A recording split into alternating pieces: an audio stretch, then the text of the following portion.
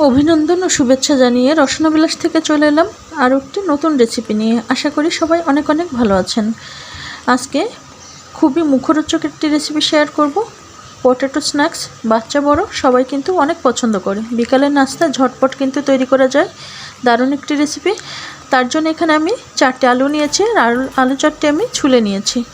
এখন আমি পাতলা করে কেটে নিব। আপনারা দা, বটি, ছুরি কিংবা যে কোনো কাটার দিয়ে পাতলা করে কেটে নেবেন। আমার কাছে এরকম একটি কাটার আছে। এখন এই কাটার সাহায্যে আমি আলু কেটে নেব। আর সাথে সাথে কিন্তু পানিতে ভিজিয়ে রাখতে হবে, তা না হলে কিন্তু একটা কালচে দাগ হয়ে যাবে।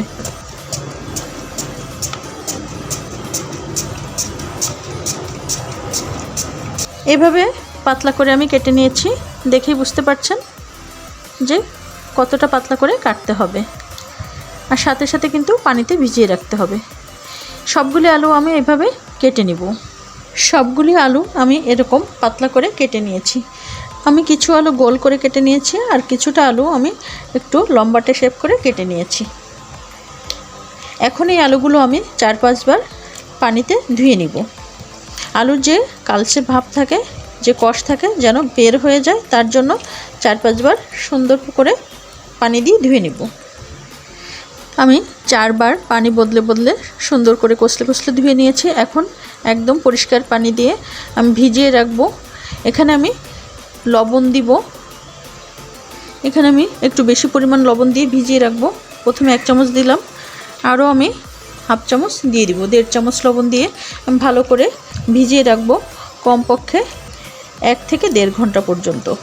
হাতে সময় থাকলে 1-1.5 ঘন্টা অবশ্যই ভিজিয়ে রাখতে হবে, তাহলে রেসিপিটা সুন্দর হবে। আর হাতে যদি সময় না থাকে তাহলে 30 মিনিট ভিজিয়ে রাখলেও হবে, তবে 1 ঘন্টা ভিজিয়ে রাখলে বেশি ভালো হবে। ফিরে আসবো 1 ঘন্টা পর। ফিরে এলাম 1 ঘন্টা পর। আমি 1 ঘন্টার জন্য আলুগুলো লবণ পানিতে ভিজিয়ে রেখেছিলাম। দেখুন এখন কতটা সুন্দর নরম হয়ে গেছে, যে কোনো ডিজাইন করা যায়। সুন্দর করে আলুগুলো ফোল্ড করা যাচ্ছে, আলুর স্লাইসগুলো দেখুন। এখন আমি একটি ব্যাটার তৈরি করব। তার জন্য এখানে আমি নিয়ে নিচ্ছি 1/3 কাপ চালের গুঁড়ি, নিয়ে নিচ্ছি 1/4 কাপ ময়দা। এখন এর মধ্যে আমি দিয়ে দেব 2 চামচ কর্নফ্লাওয়ার। দিয়ে দিচ্ছি সামান্য পরিমাণ গোলমরিচের গুঁড়া, কালো গোলমরিচের গুঁড়া। দিয়ে দিচ্ছি হাফ চামচ মরিচের গুঁড়া। এখন এখানে আমি দিয়ে দিচ্ছি ম্যাগি মশলা 1 প্যাকেট। হাতের কাছে যদি ম্যাগি মশলা থাকে তাহলে অবশ্যই দেওয়ার চেষ্টা করবেন, ফ্লেভারটা অনেক ভালো আসবে। খুব সামান্য পরিমাণে একটু লবণ দিয়ে দিচ্ছি। যেহেতু আলুতে আমাদের লবণ আছে, এজন্য লবণটা দিলেও চলে, না দিলেও চলবে, তবে আমি সামান্য পরিমাণ দিলাম। শুকনো উপাদানগুলো ভালো করে একটু মিশিয়ে নিব। এখন এখানে দিয়ে দেবো আমি কুচানো ধনেপাতা। দিচ্ছি হাফ চামচ রসুন বাটা। এখানে আমি রসুন বাটা দিচ্ছি, আপনারা চাইলে রসুনটা গ্রেট করেও দিতে পারবেন।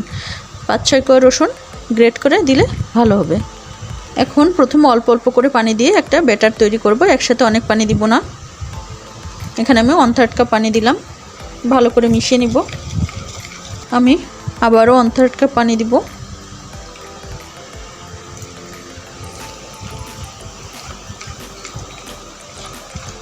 ব্যাটারটা আমার একদম পারফেক্ট হয়েছে, দেখুন। বেশি ঘন না, আবার একদমই পাতলা না, এরকম ব্যাটারই হবে।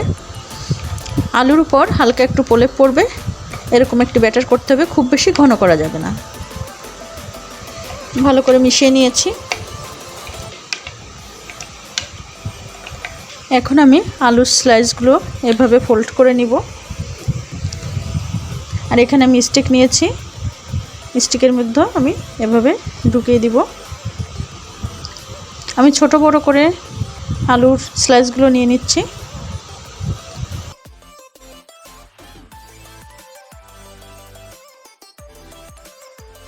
এভাবে আমি সবগুলো স্টিকে ঢুকিয়ে নিব। কয়েকটি স্টিকে আমি এভাবে ঢুকিয়ে নিব। আমি আরেকটি করে দেখাচ্ছি।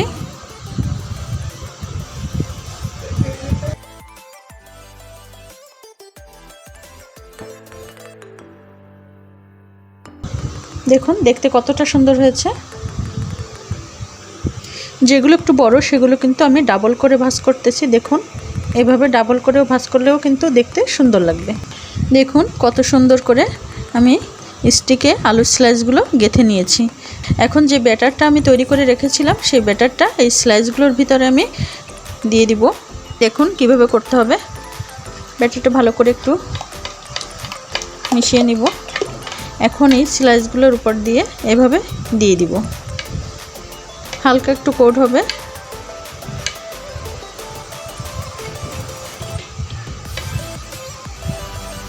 সবগুলো স্টিকেই কিন্তু এভাবে আমি ব্যাটার লাগিয়ে নিব।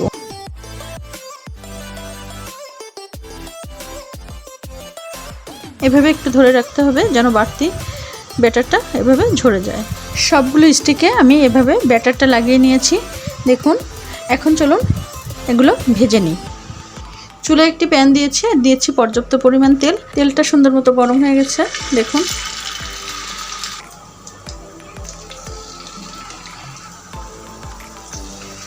চুলার আঁচটি এই সময় কিন্তু মিডিয়াম থাকবে।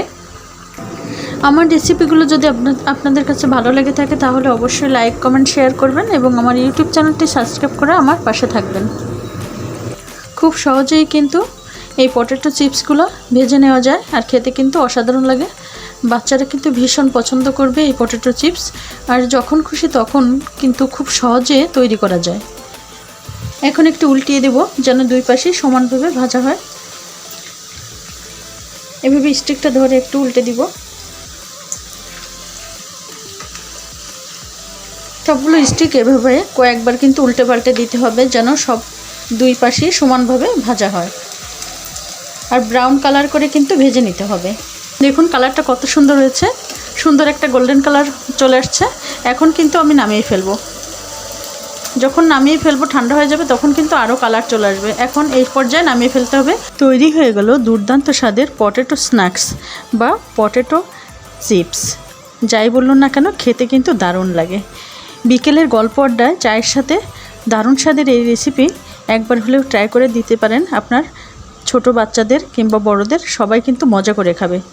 দারুণ সুন্দর এই রেসিপি একবার হলেও ট্রাই করুন আর কমেন্ট করে জানান কেমন লাগলো। ভালো থাকবেন, সুস্থ থাকবেন।